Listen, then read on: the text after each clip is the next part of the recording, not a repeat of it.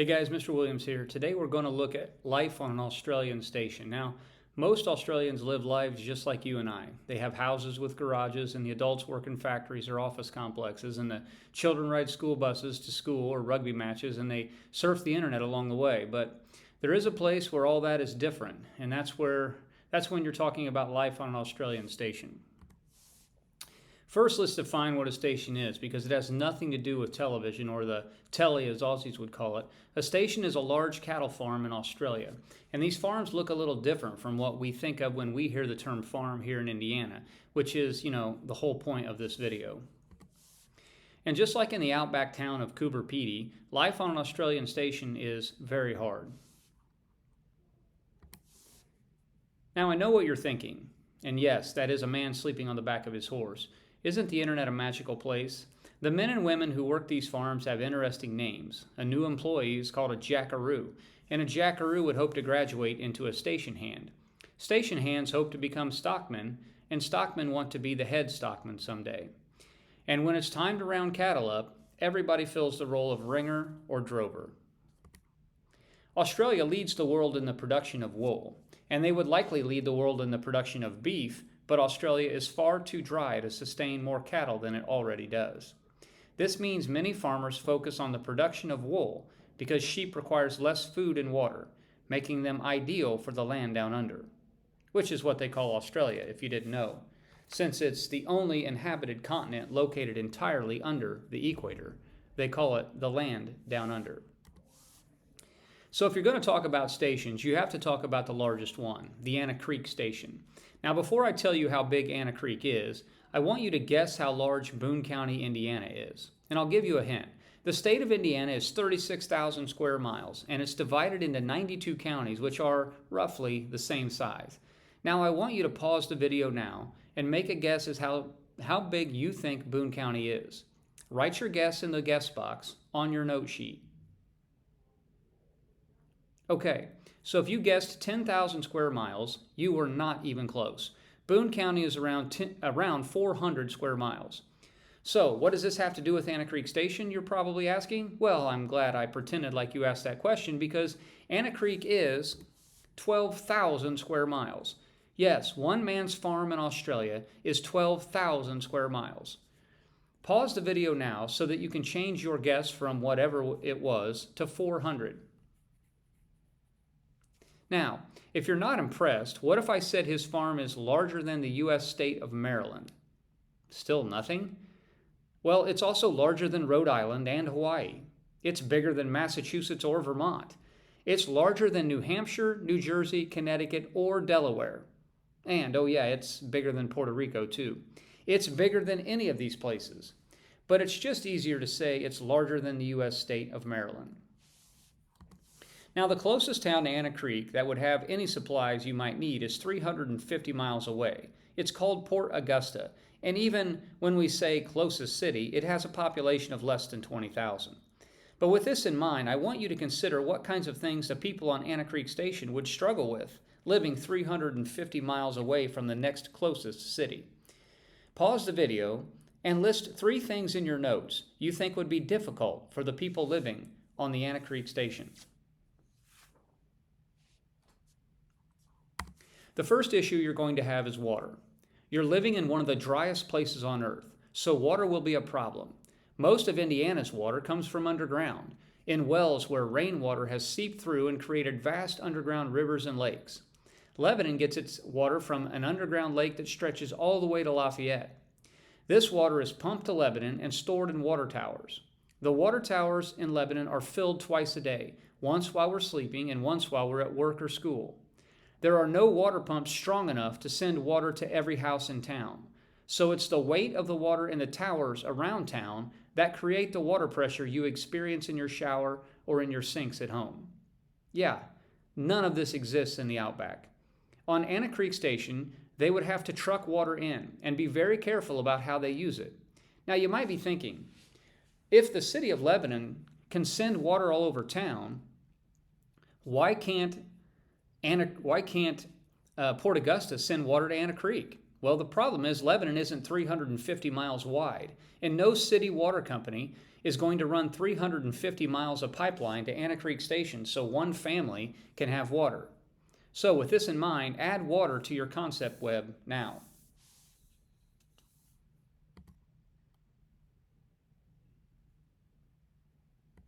The next challenge for Anna Creek is electricity. Again, Lebanon does not generate its own power. It buys electricity from a group that uses primarily coal-fired power plants, and they send this power to Lebanon along power lines from places like Anderson and Indianapolis. There is no power company that would string 350 miles of power lines for one farm. This means Anna Creek does not have power and must use generators to generate electricity. These generators require gasoline, which means Anna Creek burns a lot of gas, and it has to be selective about when it runs its generators. Add electricity to your concept web now. Imagine you live on Anna Creek and you have a young son. Let's say his name is Dagger. Sounds like a good, strong, manly Australian name. Let's say Dagger is climbing a tree one day on the station and falls from a limb and lands hard on his left leg. And he rolls around in the dirt, and you run over to him trying to console him. His leg's not broke, but as you're looking at him, an eastern brown snake slithers out of a bush nearby and bites him on the other leg. And now you've got a short amount of time before Dagger is not going to be alive anymore. Throwing him in the truck means a 4 to 5 hour drive before you reach the hospital in Port Augusta.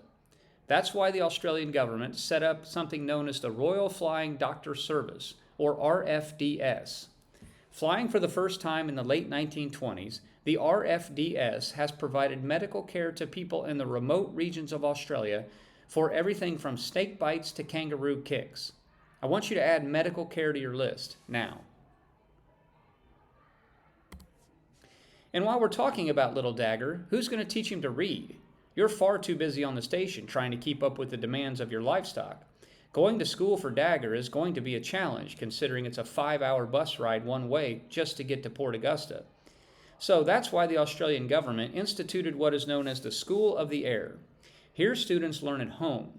They phone into their teachers a few times a week and share answers over a radio. Books are flown to them at the start of each school year, and they depend on two-way radios to speak to their teachers in one-on-one sessions.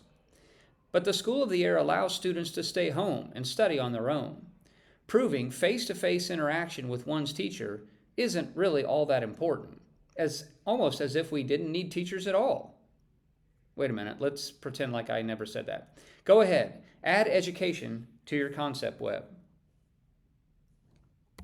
The good news is Dagger can communicate with children on other stations using his cell phone. All he has to do is text his bestie, and they can share stories about What's that? There won't be any cell towers? You're right. A cell tower can't reach 350 miles, and Verizon isn't going to spend $1 million building a cell tower so that a few workers at Anna Creek can post fuzzy cat videos online. This means communication is a huge issue, and the farm will rely on two-way radios and satellite phones to do so. But the issue with these is that they all rely on power. So add communication to your web now. Now we've really just scratched the surface here. Life on an Australian station isn't easy. Getting food for the refrigerator is going to be hard. Fresh fruit, scarce. Never mind the scorching hot temperatures and dangerous animals. Yes, all of those will present major issues, but consider the fact that there is also no fence around the station. I mean, could anybody afford to build a fence around the entire state of Maryland? Okay, so maybe these guys could, you're right. Still, no fence means the cattle have free rein to go wherever they want, but they still need to be rounded up during certain times of the year in order to be sold for meat, and this can be a challenge. There are few roads on Anna Creek, so transportation is a whole nother issue. Since there is a lack of roads, most station owners utilize four-wheel drive vehicles or motorcycles, and in a lot of cases, even helicopters. Dirt bikes are really popular because they are more fuel efficient than cars and can go just about anywhere. But remember, all of these things require fuel that must be trucked in, just like the water. Helicopters are a popular way to herd cattle as well. Either way, transportation is an issue on the station, So I want you to add transportation to your concept web now.